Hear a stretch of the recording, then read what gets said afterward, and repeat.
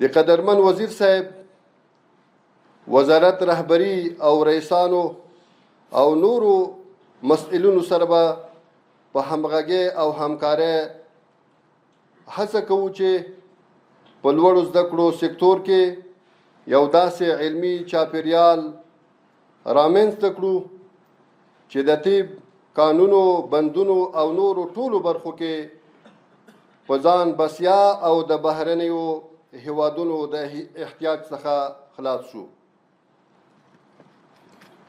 زما د کار ډیر تمرکز به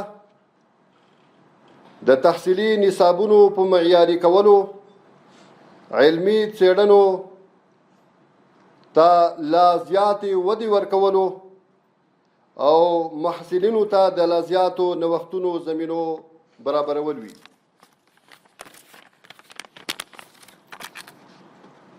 د استادانو د ظرفیت لوړولو لپاره د تخصصي برنامو تنظیم، د تعلیمي چاپیریال ښه کولو، د بازار اړتیاو سره سم د تحصیلي برنامو تنظیمولو، د جامعاتو او پوهنتونونو د زیرساختونو پراخولو په برخه کې به ان شاء الله تعالی لا نورې هڅې وکړو.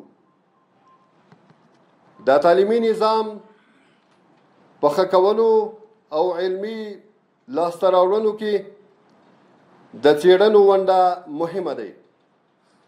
هڅه به وکړو چې تحقیقات یا څېړنیز مرکزونه، تحقیقاتي یا څېړنیز مرکزونه لا پیاوړي او تقویه شي او د علمي کارونو لپاره د پام وړ بودیجه ځانګړې کړل شي. نو استادان او محصلین باید د علمي سویې د لا نوره لوړونې لپاره تحقیق ته اهمیت ورکړي.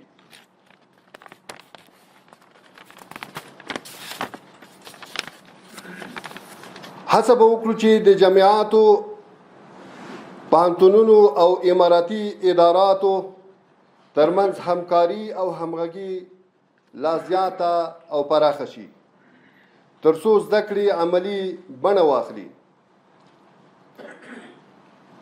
د لوړو زده کړو پرمختګ یوازې د وزارت مسؤلیت نه دی، بلکې استادان، محصلین، والدین، خصوصي سکتور او ټولنه ټول په مشترک ډول په دې برخه کې مسؤلیت لري او باید د لوړو زده کړو د پیاوړتیا لپاره همکاري وکړي. استادان باید د زده کړې لوړ کیفیت ته ژمن وي. محصلینو ته نه یوازې علم بلکې د اسلامي عقیدې د تقویې او د اسلامي ارزښتونو د ساتلو ته هم زیاته توجه وکړي. همداسان زیار به وباسو چې د اماراتي او خصوصي پوهنتونونو ترمنځ همغږي لا زیاته شي او تعلیمي معیارونه یې یو ډول شي. زموږ هدف یوازې د تعلیمي اسنادو ویش نه، بلکې یو داسې نسل روزنه دی چې د افغانستان راتلونکی روښانه کړي.